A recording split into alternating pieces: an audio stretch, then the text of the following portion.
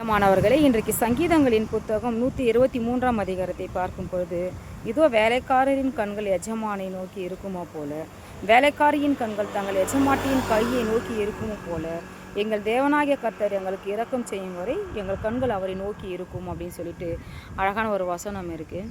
அப்போது எல்லாரும் என்ன பண்ணுறாங்கன்னா, நம்முடைய வேலைகள் எல்லாம் வந்து நம்மளோட தேவைகள் எல்லாம் நம்ம வேலை செஞ்சால் தான் கண்டிப்பாக நமக்கு அது நிறைவேறும், நமக்கு அது வந்து நம்மளால் பூர்த்தி செய்ய முடியும். ஆனாலும் நமக்கு வந்து வேலையை கொடுக்குறது யாருன்னா தேவன் தான். அப்போது பலனை கொடுக்குறது தேவன் தான். நம்முடைய தேவன் இல்லைனா நிச்சயமாக நம்மளால் வந்து ஒன்றுமே செய்ய முடியாது. அதான் நம்ம உழைப்பால் நம்ம உழைத்தாலும் அந்த உழைப்பை கொடுக்குறவர் வந்து கர்த்தர் தான். அதனோட பலன் கொடுக்குறது, நமக்கு ஒரு ஆரோக்கியத்தை கொடுக்குறது தேவன் தான். அப்போ நாம் என்ன பண்ணணும்னா, ஒவ்வொரு மாதத்திலும் தொடக்கத்திலையும் சரி முடிவிலும் சரி நம்முடைய தேவன் இல்லைன்னா நம்மளால் ஒன்றுமே பண்ண முடியாது. அப்போது நம்ம வந்து இந்த வசனத்தை நம்ம நினைவுபடுத்திக்கணும். அப்போது ஒரு எஜமானோட கையை நம்ம நோக்கி இருக்கிறத விட நம்மளோட தேவனோட கரங்களை நம்ம நோக்கி இருந்தோம்னா நிச்சயமாக நம்ம தேவைகள் சந்திக்கப்படும். எந்த ஒரு சந்தேகமும் இல்லாமல் நம்ம தெரிந்து கொள்ளலாம். ஆமென்.